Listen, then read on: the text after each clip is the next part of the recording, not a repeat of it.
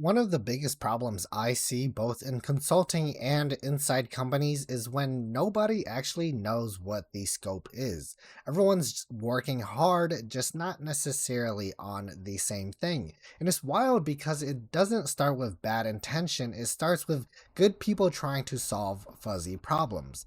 A while back, I was brought in to support a team struggling with understanding kind of what to do to increase their market share. And an initial idea of that was to enter a new space. About half the leadership team thought we were testing a new product line, while the other half had thought we were identifying a new customer base within existing brand and products that they already had. And one person even thought it was a geographic expansion strategy.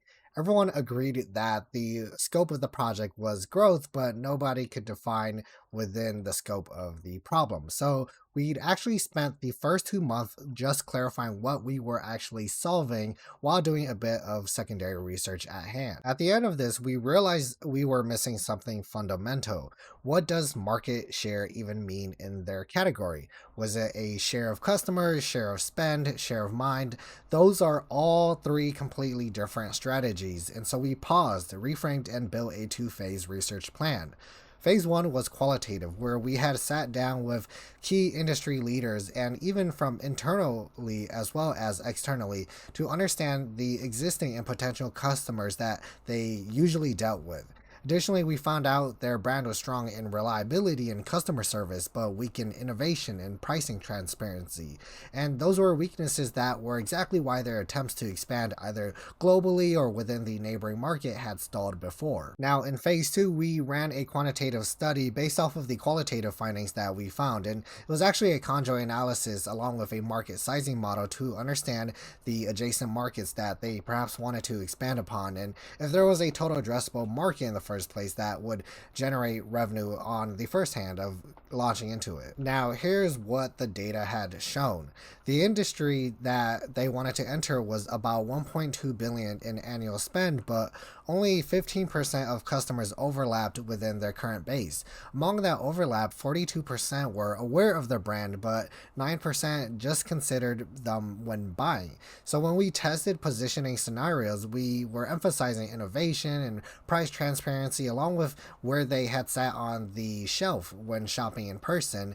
It actually increased consideration from 9% to 23%. And that might not sound huge, but in a $1 billion market, that's tens of millions in a new opportunity. Now, from those findings, we would just give that data and they would go off and do whatever they want with it. But typically, this is what they would do after our consulting work. They would run a market entry framework and understand kind of what is best when entering this adjacent market. Additionally, they might want to pilot a reposition campaign in two metro regions or even build an entirely new brand that focused on innovation, transparency, service reliability, or even customer service. And maybe within 6 months, their awareness might increase within 80 or 90% and see an increase in conversion rates. But the real win isn't just brand lift or being able to sell more, but it's actually being able to expand with data driven decisions and not just rely on something that they want to take a guess on. And that project had taught me a lot of what I had seen over and over again, where companies don't fail because they lack ambition or lack intellect, but instead from being able to clearly define what the scope is and being able to pinpoint what the true problem is. And the reason for that is because a lot of time and resources and energy can be wasted from just doing the wrong things because of the wrong research objectives or hypothesis and even scope of the project. Once we defined the real problem, the answers had came fast, and scope doesn't slow you down, it's actually what makes things go a lot faster. If you want more stories like this on learning how to do market research and seeing what companies are often failing, make sure you subscribe and stick around.